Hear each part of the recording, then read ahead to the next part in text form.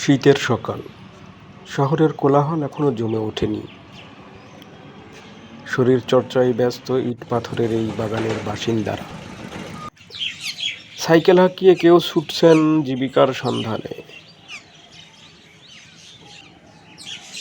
সকালের শুরুতে মানুষ যার যার কাজে ব্যস্ত।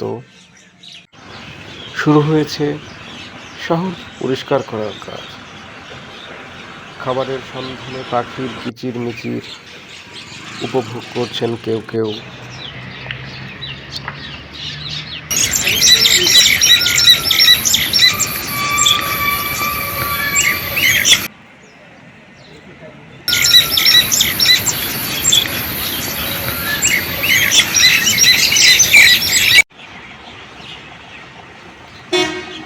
দূর দূরান্তের অচেনা বাহন ছুটে চলেছে নিজ গন্তব্যের পথে।